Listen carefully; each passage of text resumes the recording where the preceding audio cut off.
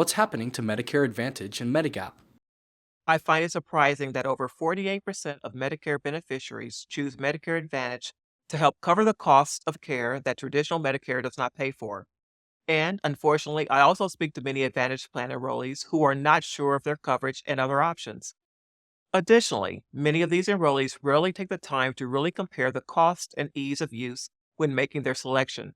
In fact, financial experts recommend a Medigap plan versus a Medicare Advantage plan based on the better coverage, the ease of use, and in a lot of cases, the overall cost savings.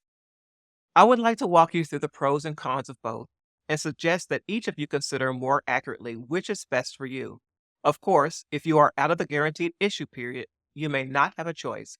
But for those of you who are approaching the initial enrollment period, are healthy, then read on. Medicare Advantage plans are government regulated plans that are known as Part C. They have their advantages as well as disadvantages. The advantages are many of the plans come with no or very low cost premiums. Many Advantage plans also provide other perks such as vision, dental, gym memberships. However, I must caution you, you'll always get what you don't or do pay for.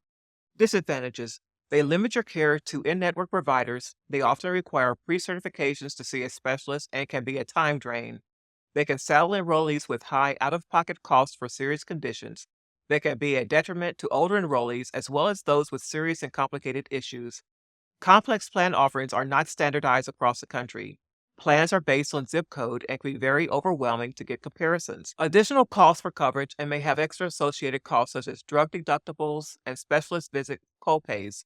State specific coverage offers the same coverage across the U.S. However, Medicare Advantage plans may offer only specific coverage in specific areas.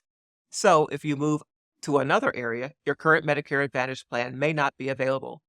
Your Advantage plan may not offer coverage when traveling. Another problem is that some healthcare providers are beginning to drop some Medicare Advantage plans completely, or they may be considered now out of network. The reasons for this are primarily due to long waits for pre authorizations or denials, and the reduction of physician payouts from Medicare. My advice is to review your plans, their coverage, and choose wisely. So, how not to choose a Medicare Advantage or a Medigap plan? Consider if you have an Advantage plan when in good health and everything is working out splendidly. What may happen mid year or any time you are out of the enrollment period and you now have become ill, especially if you have a serious illness such as cancer? You may not be able to switch to a Medigap or supplemental plan that may provide better coverage. Don't allow the advertisers on TV to steer you to what is best for you. Don't sign up for something simply because your neighbor or friend says it's what they have and they've been happy. They don't know your current insurance needs, your medical condition, and neither can they predict your future needs. Don't decide on premium alone. Consider all associated costs, benefits, and limitations. The Medigap or supplemental coverage is extra insurance that you can buy from a private insurance company to help you pay your share of out of pocket costs in original Medicare. Some of the advantages are if you enroll during your initial enrollment period, when you have Parts A and Part B, if you are covered through an employer plan, and when you enroll in Part B, you have a guaranteed issue no matter your health status. Your insurance can only be canceled due to non payment. Standardized coverage. There are 10 Medicare supplement plans in 47 states that have exactly the same coverage. Nationwide provider networks. They use providers nationwide who accept Medicare.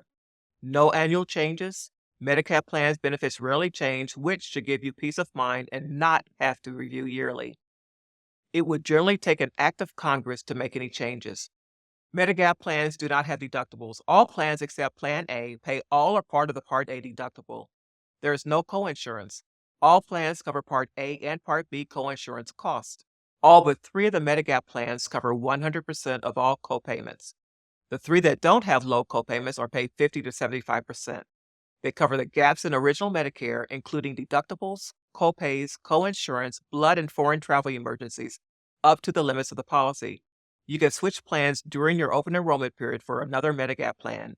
They are easy to budget. You know what your costs will be. All plans offer an additional 365 days in the hospital. Some of the disadvantages that Medigap plans are is they cannot include extra benefits such as dental, vision, and hearing services or gym memberships.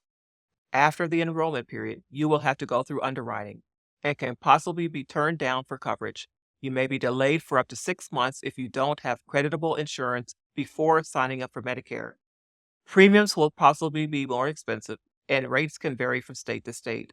Not every Medigap policy has to be offered in every state, and policies can vary widely. As you can see or have experienced, there are a lot of moving parts when deciding the best coverage for you. Timing is also everything when it comes to coverage opportunities. Taking the time to review your options, especially when new to Medicare, can prevent a lot of headaches down the road. And also, reviewing your Medicare Advantage options yearly can help you uncover the best coverage for you.